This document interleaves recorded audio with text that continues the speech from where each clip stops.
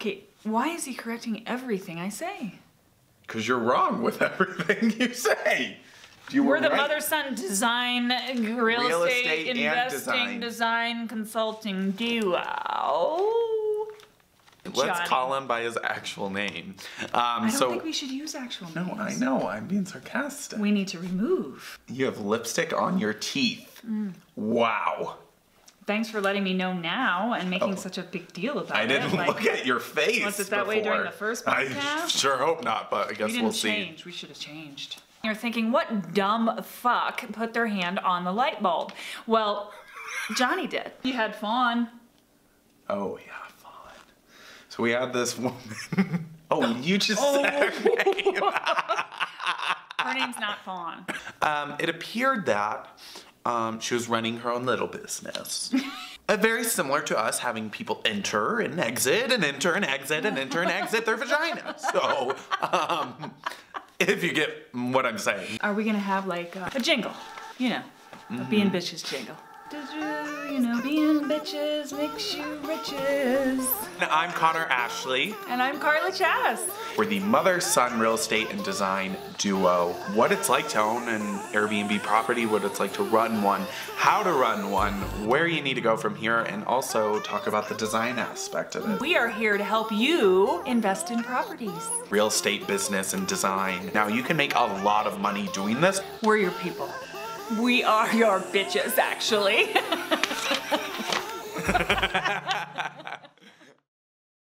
Hey everyone, I'm Connor Ashley. I'm Carla Chavez. And this is the BnBitches Podcast. Where BnBitches brings you riches. Why do you say it like that? You sound dumb. BnBitches brings you riches. Just say it like, where BnBitches brings you riches. That sounded much better. Okay. What are we talking about today? Today we're talking about, you wanted to call it horror guests, but I think we should say unique guests because, you know, horror guests is more clickbaity. Do you know what clickbait is? You need people to click on it. Yeah. These are horrifying guests. But then they won't want our services because why would they want a short-term rent if you get horrifying guests? Right? That's a good point. So, unique guests is just a little bit different, you know? We've had some unique guests come through our doors, and we want to talk about it all day today with you guys. Anyway, guys, so if you don't know who we are, like she said, we are the... That's mine. Oh. We are the mother-son real estate and design duo. We do Airbnb consulting, rental consulting, and interior design services. Yep. You can check us out at BnBitches.com and on all social media platforms, including YouTube. So go check out our YouTube channel. Any budget, any size will help you, really. Great, thank you. So today we're going to be talking about like horrible guest experiences. Now, unique guest experiences. I think that's better conversation. We'll talk. It's a podcast. You gotta talk. So yeah, that. Why don't we start sort of from our most recent unique guest, who we will call. All right, well, Johnny. We're gonna. Let's call our most recent unique guest, Johnny. Let's call him by his actual name. I don't think we should use actual names. No, I know. I'm being sarcastic. We need to remove. Yes, I'm just about to say that. All the names and information in this is slightly changed, just so we don't get sued. Alrighty. Leads us to Johnny. All right, anyway, so we got Johnny. We're changing all the names, like I said. You know, let's just preface this. I don't think horrible guest experiences are few and far between. And I think it goes both ways. You know, travelers have awful experiences as well as hosts of absolutely those properties. But they're few and far between. They don't happen often, but these are just some of our funniest, best, unique guest stories. Right. Leading us to Johnny. Again. Back to Johnny. Anyway, here's Johnny. And let me just intro Johnny by saying, you know, when you buy a product and it says... Does Diet Coke want to sponsor us? It says, hopefully soon. Anyway, and it says, don't touch the light bulb because it could get hot. And you're thinking, what dumb fuck put their hand on the light bulb? Well, Johnny did. And so... Wait. Okay, so this is at your property in your home, your basement attached apartment, right? Mm-hmm. It's a recent guest. It was we not a say recent guest, however, we don't want to give away too much Johnny. information. But my point being, Okay, all let's of talk those, about all of this. Okay. all of those silly warnings. It was that weird you from the see- beginning, and I told you not to host him. He was sweet, actually. He was a very sweet, kind young boy. Okay. But he was dumb as a stump. Let's just be honest. Oh, okay. Yeah, he was. Well, let's just start. In fact, from the he got tripped. He got trapped in the garage and couldn't open it. No matter how many times I said the large gray button, just hit the large gray button. He couldn't figure out where the large gray button is, and I have since realized there was even a sign there. I'm not shitting you. There is a sign that says You're so open sign here. happy. Like I you am. put signs on fucking everything. Whereas I'm sort of like, You can't think it figure it clutters. out. I don't give a shit. It clutters the space. In my opinion, I think there's a happy medium, but for the fucking garage door, I don't think there needs to be a sign, but clearly there fucking does. And it didn't even help because he couldn't figure it out. However, I get...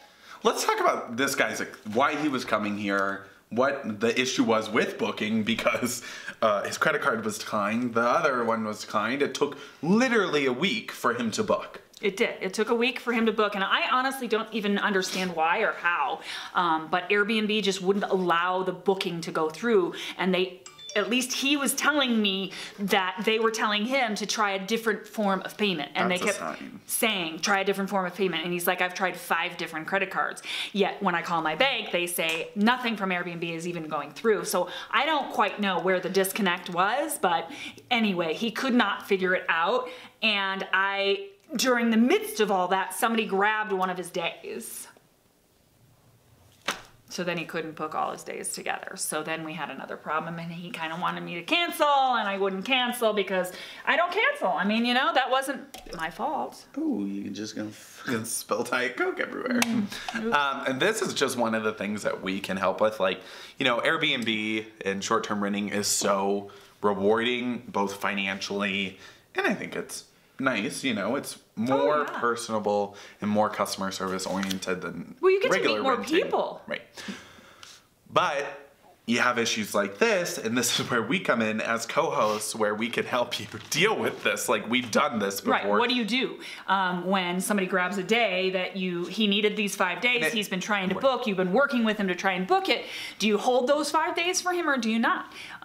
That's where we kind of come in and we guide you. And at this point, I didn't hold him. And in fact, somebody else came in and got the days. And he's still booked for the other amount He of did his still days. book for the other days. Now, as co-hosts, we all have jobs, so we understand that Airbnb may not be your full-time gig, and that's, you don't want to be at work messaging Johnny back and forth for a week straight, every half hour. It's ridiculous. So that's sort of where we come into play, but we'll get back to... Johnny was a little needier of a guest than most, though, in all fairness. He was, the first thing he said is, I look really young. And I thought, okay, well, how young? How tall was he? He said gosh. he was like 4'11". Yeah, he was tiny guy. I was a He little... looked young. I agree. These people are staying in my home, so I was a little nervous when... after all of this interaction, and I started realizing that maybe Airbnb was stopping him because of some he's background fucking problem, psycho. and my 14-year-old daughter is here, your sister, and I thought, oh shit. But then when I saw him, I thought she could kick his ass, so I wasn't so worried. Oh, that's awful. So He was coming though to visit a girlfriend. that he had only ever met online. Online, yep. And they had met in a venting chat room. Did I not tell you that? No. Yes, I said, how did you meet? Did you meet on I didn't even know online chat rooms existed. Well, I don't even. Well, he said it was a chat room type thing where people go to vent, is what he said. Never met. Never met. They probably had a lot of phone sex. He saved and saved and saved for this trip to come to visit her in Colorado. Did he have a job? I mean, what did it cost him? $1,000, $2,000 for the whole trip? Oh, I mean, easily, yeah. I mean, between the all for the a girl flights who he's never met. And the Ubers and the food and the accommodations and everything. Oh, at least a couple thousand. Okay. And so he came out here wanting to see his girlfriend, right? Correct. And so how did that go? Well, not so good because apparently they got together on Monday. Right. He'd been here since Friday. It seemed like she was a little reluctant as well to meet him.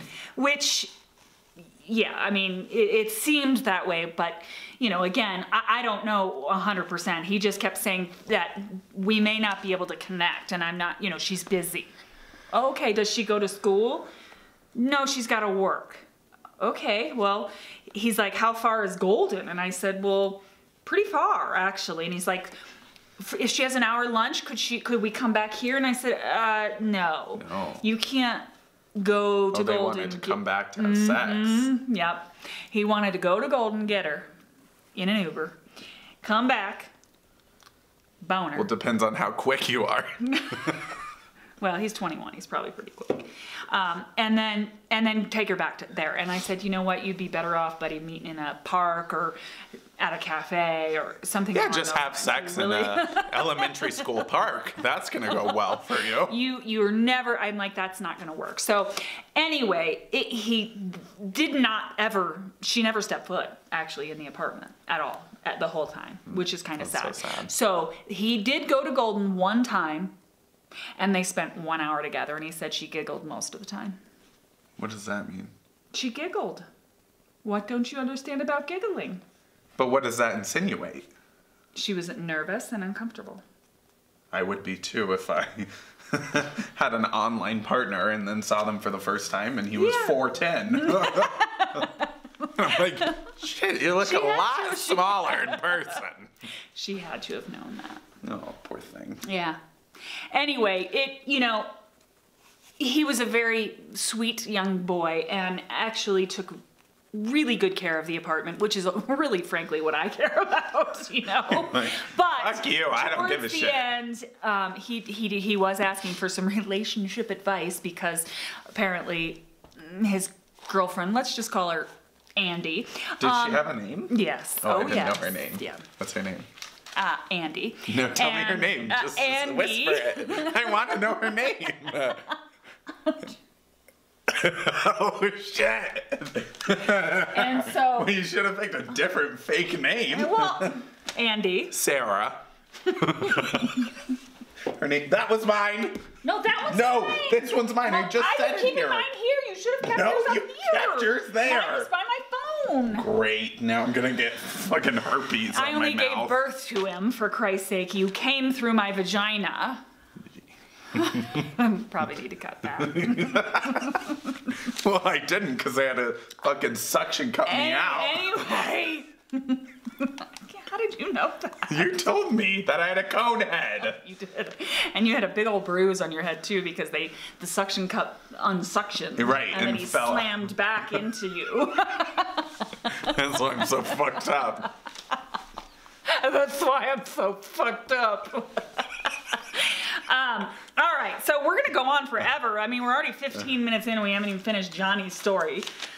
Anyway, That's Johnny good. asked for some relationship advice and my advice was, go the fuck home. It's time. Let Andy go. He didn't go Forget home. about it. No, I don't believe he did. I think he ended up deciding to stay another week and trying for another hour with Andy. Well, the moral of this story is don't meet a girlfriend that you've been dating for a year online who's cheated on you. She cheated on him. Yep, he did tell me that. I forgot. Let's put it this way. I've gotten better at vetting guests because I've had some bad guests. Right. Exactly. You So learn we've from learned it. from all these experiences. So now we know price-wise, design-wise, marketing-wise, how to attract a better guest that this doesn't happen to.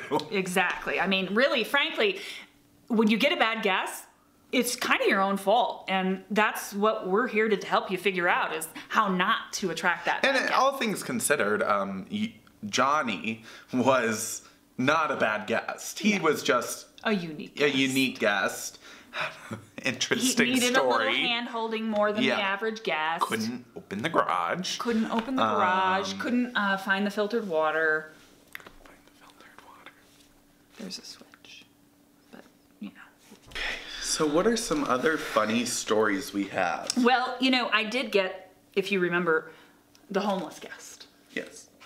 That happens on occasion, depending on your price point, depending on your location. But, I've actually had a couple homeless guests. Right. Only one horror story, though. Right. Yeah. They're not always bad, but, you can mitigate that, I think, and, figure out how to not attract that guest. But there are ways to, mitigate that, and that's why we're here, and that's why we do our services. Learn from our mistakes. It's happened to us, so. Do you have any more horror stories? Well, the homeless guest. All right. Great. Share with the world. All two of them. So this particular guest, actually, and I don't even remember, there wasn't a whole lot of red flags prior to the booking. Aside from it was on a different platform than I'm used to doing business on, so there isn't a whole lot of vetting you can do on this particular platform. Learned my lesson that one. However, when this guest came, it was a sister getaway, and they arrived in an Uber with, let's just say, quite a bit of luggage for a 2-day stay, including an a fucking entire TV. storage unit full of stuff with a 40-inch plasma. Yeah. And that was the first sort of red flag, I'd say, when I saw them unloading for 2 hours in my garage. And how long was their stay for? 2 nights. You're like, for 2 nights. Yep. Okay. Mm-hmm. And then the next red flag was at 2 a.m. when my doorbell rang. Right, so they had a guest in the middle of the night ring the doorbell at 2 a.m. Now, mind you, this is my home, and I don't allow unregistered guests into my home, obviously. If they've paid and registered, then I allow them in, but if they haven't, I don't. So when the doorbell rang at 2 a.m., plus you do have to understand that my job as a host is to protect these people's privacy. So when somebody's ringing my doorbell and saying, is, Jane Smith downstairs, I can't say yes. Yeah. I'm not allowed to. So it was very uncomfortable, meanwhile, at 2 a.m. in my jammies when I'm answering the door, and this gentleman's asking if there's these people downstairs, and I say, I don't know. Text them. That's what I said. Yeah. Needless to say, they did allow him to come in, and he spent the rest of the night there, which is a no-no. You do have to follow your host's rules, and my rule is no unregistered guests, so that was a problem. What else happened? You ended up kicking them out. I did. I didn't, so they stayed the first night, and I decided, because of, what I saw and realizing, okay, I don't even think this person has a home, and then they're having these people come and go, and so the person came in at 2, left for work around 5:36 a.m., and I could hear all of this. I decided at that point it was time to pull the trigger and get them out. Yeah. Let's just say rehome. That's what we call that. Okay. We rehomed. Yeah, we rehomed to the Motel her 6. to a Motel 6. Yeah. That you paid for, which you shouldn't have paid for. But if I remember correctly, you kept her second night, right? Her payment for her second night. Correct. And you paid for their night at the Motel 6. Correct. Yep. I just wanted to keep it at, considering the fact that I was essentially kicking them out, quote, rehoming them, I wanted to keep it as calm and easy as I could. And I felt like the only way to do that was, hey, look, I went ahead and gotcha, another night. Where would you like? And I also wanted her to be where she wanted to be. So I said, where would you like to be? And so she told me which one. Because they're still in my home, and I wanted to make sure that they didn't damage anything or turn the water on, or, I mean, it's again, a delicate situation that if you hire us, we're going to help you navigate through. You're not going to be on your own. I had to figure out how to do this all by myself. And it was scary, it's my home. I live there. Right. And how to make sure. The stakes are higher when it's your own home. Much higher. And they left the plasma behind. They did leave the plasma. And then you had to go and drop it off. I had to deliver the plasma later. You go, ooh, we got a plasma screen TV. I know. And then, hey, where's that TV? Yeah. After they took my flashlights and my first aid kit and my umbrella and all the little things that weren't basically that definitely sucks. Down. But think of it as good karma. They probably need that more than we do. We can afford to go buy more. Another one. Yep. And it sucks, but that doesn't happen all the time. No, so it doesn't. Thankfully. There you go. I haven't had a guest like that ever. I just think that you had Fawn. Oh yeah. So we had this woman. Oh, you just said her name. Her name's not Fawn. Actually, we're sure it's not Fawn. Because it was Fawn Flynn. How many people are named Fawn Flynn and are half naked on their Airbnb profile? the hooker down on Colfax. I don't care if on this podcast it's on there. Sue us, Fawn. Because I don't think that's her real name. Anyway. Can't be. So... what even happened? I mean, she was like half naked in her profile. I showed my husband that. Okay. I'm not too concerned about that. I think, it's your body. Do what you want with it. She was in her... It appeared that she was running her own little business. Very similar to us having people enter and exit and enter and exit and enter and exit their vagina. So... if you get what I'm saying. And she only registered one guest. Yeah. But she had probably 10 in the span of a few hours. She proceeded, when we went to go do the turnover, when you went to go do the turnover, there were rose petals strewn about. Strewn about. Some lovely... semen. White substance, I was going to say. White gelatinous substance. I don't say gelatinous. Anyway, so that was great. We tried to mitigate it through Airbnb. However, Airbnb isn't always the most helpful platform. No. But we learned our lesson. We learned what not to do to attract that kind of guest. Yeah. Mm-hmm. So that was interesting. Yeah. We just had a recent guest who... well, I mean, they left the air on, they left the heat on, they left all the lights on. Oh, yeah. The whole place smelled like marijuana, which, whatever, to each their own, but this don't smoke it. This was a super host, too. Yeah, it was a super host as well. Meaning they have a property on Airbnb somewhere else or anywhere, doesn't really matter where, but they have a property they have been hosting for at least a quarter, because you have to do it a quarter to get superhost status. And then Airbnb has these sort of benchmarks that if you meet, you become superhost. And it means that you've, basically been doing it for quite some time. So this person, I was surprised. I was shocked. Yeah. And, in all fairness, I think they should be held to a little higher of a standard. Yep. Because they know what they want their place to look like. Exactly. And we give very detailed and specific checkout information, codes of contact, rules, different things like that, how to control the heating, how to control the air, turn off all the lights, normal stuff that you would think, but people on vacation probably aren't thinking about that. So that's why you have to handhold them a little bit there. But needless to say, that clearly didn't work in this situation, because we came back and everything was on overnight, because he had left without telling us that night to catch a flight. He said he ended up not spending the night and left because he was able to catch a flight that night, which he didn't think he was going to be able to do due to some weather that had happened, which had canceled his earlier flight, which is why he needed a last-minute booking with us. Right.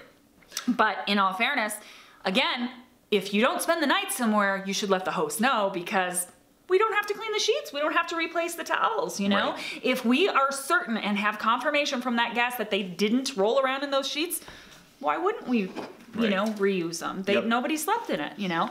But if I don't know, then yeah, I've got to change them. Yep. And so that person should have known better. The biggest point to me is that, like, he left at 10, so that means that my lights, my heating, all of this stuff was running for 12, 13 hours. Oh yeah. You know? Till I got there the next day. So. And it wasn't just 72, it was 86 degrees. So it was blasting, which, you know, is not just a, you know, drain on, you know, the world and the environment, you know, but obviously a drain on our pocketbook. And so, but of course, when we gave him a negative review, he turned it around on us and said, And it wasn't that negative, you know. It was like, hey, you know, you did this, you did this, you did this. Don't do it again. You know, that's why you're getting this review. Yep. You seem like a fine guest, a fine person, but you need to follow these rules. Yep. You need to be more aware and cognizant of what you're doing. It wasn't by any means like, this is an awful guest. Factual. Don't ever book with it. It was very, like, to the point, basic. Factual. What happened, what we found, what we saw. Don't do it again. And he got pissed off once he saw the review and messaged us through Airbnb saying to take it down. Somebody broke into your place. It wasn't me. Somebody broke into your place, which our place are all very secure, key coded. Everyone has a unique key code to get into the building. Or a unique key. It depends on the property. We have different property. So nobody broke in without some sort of evidence of a break-in. You know what I mean? Like, it's not possible. Well, his claim was that when he left earlier in the day to go grab a bite to eat and came back, the cabinets were open. So his claim essentially was, not only did somebody break in, they broke in while he was at dinner, didn't take anything, didn't destroy anything, left. He came back after having dinner. That's when he got his flight, then left, and then he's saying they came back again after that, smoked dope, turned the heater on, left garbage strewn about. All of the things that he said he didn't do were done by this so-called thief that, and was asking us to describe and explain our key situation and how we dish our codes out and so forth, which I felt... We don't owe you shit. No. So we don't describe anything to you. And, you know, again, we've experienced this. We know how to deal with it now. We know how to mitigate this process. Whereas a new host may not know this. And we don't want you to, you know, go through the same struggles that we have, you know, the past years and, you know, just have a profitable, smooth sailing property. And there are strategies and plans that you can put in place to really mitigate these problems to where you probably would never even have to deal with something like that. That just wouldn't happen, because in all fairness, we've had hundreds and hundreds and hundreds of guests, and almost 98% of them there's no issue. Yeah, there's absolutely no issue, and in fact, it's quite the opposite. They're a joy, a pleasure, and make this all, frankly, worth it. Yeah. When it's all said and done. Alrighty, so in our properties, we like to leave little guest books where people can tell us about their stay and where they're from, where they're going, you know, just little fun stuff like that. It's actually the first thing that I check when I get to my And it was her idea, because I frankly don't really give a shit, but I get it. I get it. It's cute, it's homey, oh, cute. But I don't really care about it. But so at one of our properties, we went to check the guest book, and we had a lovely little... Yeah. We had a note. We had a little note. Well, and let's describe most of the notes, honestly, are like, we had such a great time at Red Rocks, and we got to experience Colorado. We went to this restaurant. Yeah, we're heading back to San Diego. Yeah, or we were just stopping through, or your bed was so comfortable, or we appreciate all your little signs. Remember the signs? Yeah. A lot of people appreciate the signs. The bed was really comfortable. We slept nicely. Thank you for your hospitality, etc., etc. This one did not read like that. No, it didn't quite read like that. And in fact, when Connor, you know, texted it to me, I said, does that mean we're getting a good review or a bad review? Let me read it for you. So they put their names, and they stayed in February. Let's see what their names are. Jolie and Johnny. Another Again. time. Okay. So, the crash pad was much appreciated. We loved the small details, the napkin holder, the empty picture frames, the shower head, etc. You know, the important things. Between bouts of gratuitous amounts of sex, we found time to spy at neighbors between the blinds and play Twister. Highly recommended, would stay again. Ouch. I think they were making fun of our empty picture frames. Well, I think they're cute. I think they were cute too. It's a little design tip. You can get empty picture frames. We'll be doing a DIY on that on our YouTube channel. We sure will, and they're adorable, and it was And one of my cheap. favorite. Yeah, cheap. Anyway, so I'm surprised between all the gratuitous amounts of sex they had time to rate that. Or spy on the neighbors for that Yeah. matter. But Anyway, it was funny, but it was confusing. I was like, well, shit, are we getting a fucking awful review, or are they just being funny and... quippy and making it, because it does say highly recommended, Yeah. so sometimes guests can give you, conflicting messages, and you just don't really know what to think. And honestly, even though this one was very quippy and sarcastic, I've had messages in my guest book here at my house that I'm a little uncertain, like, are they going to give me a good review? Yeah. Are they not going to give me a bad review? But that's one of the reasons why I check it, because it gives me an idea. Usually, Yeah. okay, I'm going to get a good review or I'm not going to get a good review. I kind of know and can tell from that. Yeah. Well, that is just, some of our lovely stories of our guests that we've had. And the once years. you've been doing it for a while, you kind of look back, and I think about my very first, what I would say, bad guest, and I think, God, they weren't bad at all. Yeah. You become a lot more tolerant and realize what You can handle... what you can handle, what you can't. And frankly, because of those bad guests, you get better at doing this.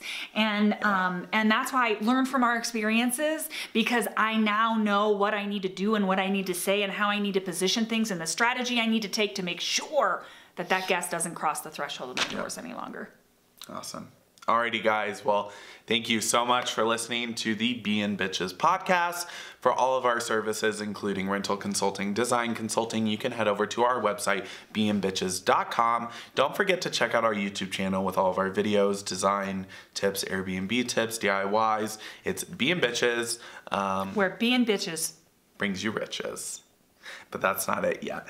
Also, don't forget about our giveaway. We are doing a huge giveaway. If you don't know about it, we're giving away a full service rental consulting or a full service interior design services for free. There are 3 winners. If you don't know how to win the giveaway, all you have to do is, if you're listening on SoundCloud, follow us and share the podcast. And make sure you go over to our YouTube channel, subscribe, and comment on one of our videos letting us know you are from the podcast. we'd really appreciate it. Yep. And we're going to be giving that away pretty soon here, next couple of weeks. And we really are looking forward to working with one of you. Perfect. Alrighty, guys. Well, thank you so much for listening.